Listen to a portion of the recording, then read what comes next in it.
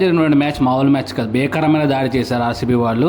RCB into finals. నిన్న జరిగినటువంటి match RCB versus జీటీలో RCB వాళ్ళు భయంకరమైన బ్యాటింగ్ చేశారు. మొదట వాళ్ళు వికెట్లు కోల్పోయినప్పటికీ వికెట్ కి మంచి పార్ట్నర్షిప్ ఇచ్చినా గానీ తర్వాత రెండో వికెట్ మూడో వికెట్ వెంటనే కోల్పోయినప్పటికీ తర్వాత వచ్చినటువంటి బ్యాట్స్మెన్ అయినటువంటి రజాత్ పటిదార్ అద్భుతమైన ఇన్నింగ్స్ ఆడి ఆర్సీబీకి 254 రన్స్ స్కోర్ చేయడానికి ఎంతో తను కృషి చేశాడు. కెప్టెన్ ఇన్నింగ్స్ అనేది ఎలా ఆడాలో అతను ముందుండి నడిపించాడు. జట్టుని కీలక సమయాల్లో ఒక నాయకుడు ఏ విధంగా జట్టుని ముందుకు తీసుకెళ్లాలో ఆ విధంగా తీసుకెళ్లాడనే చెప్పొచ్చు. జీటీ బౌలింగ్ లో జాసన్ హోల్డర్ తప్ప మిగతా ఎవరు కూడా అద్భుతంగా బౌలింగ్ చేయలేదు. జీటీ ఓడిపోవడానికి ప్రధానమైన కారణం క్యాచ్లు వదలడం, ఫీల్డింగ్ చాలా వర్స్ట్ గా చేయడం. అందరూ చెప్తుంటారు క్యాచెస్ విన్ మ్యాచెస్ అని. ఆ యొక్క సిద్ధాంతాన్ని వాళ్ళు ఎక్కడా కూడా పాటించలేదు. ఫీల్డింగ్ లో చాలా వర్స్ట్ ఫీలింగ్ అనే చెప్పాలి. ప్రసిద్ధ కృష్ణ వేసినటువంటి 13వ ఓవర్లో 2 క్యాచ్లు డ్రాప్ అయినాయి. అక్కడతోనే జీటీ యొక్క పతనం అనేది వాళ్ళకి స్టార్ట్ అవడం జరిగింది. అక్కడి నుంచి రజాత్ పటిదార్ ఎక్కడా కూడా వెనక తిరగకుండా ప్రతి ఓవర్లోనూ కన్సిక్యూటివ్ సిక్సెస్ గానీ ఫోర్స్ గానీ కొట్టుకుంటూ తన యొక్క విజయం కోసం తన జట్టుకి స్కోర్ అనేది స్కోర్ చేశాడు. ఈ బ్యాటింగ్ లో ఎవరో కూడా చెప్పుకోదగ్గ స్కోర్ అనేది స్కోర్ చేయలేదు.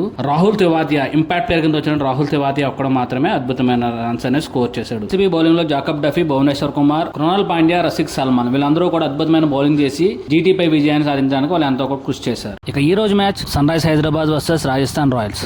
ఇక ఈ రోజు జరగబోయేటటువంటి ఎలిమినేటర్ మ్యాచ్ లో ఎవరైతే విజయం సాధిస్తారో 29వ తారీఖున జరిగినటువంటి క్వాలిఫైర్ 2లో జీటీతో తలపడతారు. ఇక ఈరోజు జరగబోయేటువంటి ఎలిమినేటర్ మ్యాచ్ వెన్యూ వచ్చేసి ముల్లాన్పూర్, అదేవిధంగా స్టేడియం వచ్చేసి మహారాజా యద్వేంద్ర సింగ్ ఇంటర్నేషనల్ క్రికెట్ స్టేడియం. ఇక ఈరోజు జరిగేటువంటి మ్యాచ్లో సన్ రైజ్ హైదరాబాద్ కానీ రాజస్థాన్ రాయల్స్ కానీ వాళ్ళ టీమ్స్లో ఎటువంటి చేంజెస్ అని చేయగలదు. అదేవిధంగా వాళ్ళు గేమ్ ప్లే చేస్తున్నప్పుడు వాళ్ళు ప్రెజర్ తీసుకోకుండా సింపుల్గా వాళ్ళు గేమ్ ఆడితే కనుక ఏ టీం అయితే కనుక ఎటువంటి మిస్టేక్స్ చేయకుండా ఉంటుందో ఆ టీం మాత్రమే నెగ్గుతుంది. వాళ్ళు మెయిన్గా ఫోకస్ చేయవలసింది క్యాచెస్లోను అదేవిధంగా ఫీల్డింగ్లోను. ఈ రెండు డిపార్ట్మెంట్స్లో వాళ్ళు గట్టిగా ఉంటే కనుక స్కోర్ అనేది కూడా ఎక్కువ వెళ్లకుండా ఉంటుంది. మేజర్గా మనం చూసుకుంటే రాజస్థాన్ రాయల్స్తో పోల్చుకుంటే సన్ రైజ్ హైదరాబాద్కి ఎక్కువ ఫేవర్ ఉంది. ఎందుకంటే వాళ్ళ బ్యాటింగ్ లైనప్ అనేది చాలా స్ట్రాంగ్ ఉంది రాజస్థాన్ రాయల్స్తో పోల్చుకుంటే. కానీ రాజస్థాన్ రాయల్స్ యొక్క బౌలింగ్ కూడా చాలా స్ట్రాంగ్గా ఉంది. అన్ని డిపార్ట్మెంట్స్ ఉన్న ఇద్దరు కూడా సరిసమానంగా ఉన్నారు. కానీ ఎవరు నెగ్గుతారో ఎవరు ఓడిపోతారో అనేది మాత్రం ఆ క్యాచెస్లోను ఫీల్డింగ్లోను అదేవిధంగా వాళ్ళు ఆడేటటువంటి బ్యాటింగ్ స్టైల్లో టెక్నిక్స్లో కూడా మాత్రమే ఈరోజు విజయం అనేది ఎవరిది అనేది మనం చెప్పగలం.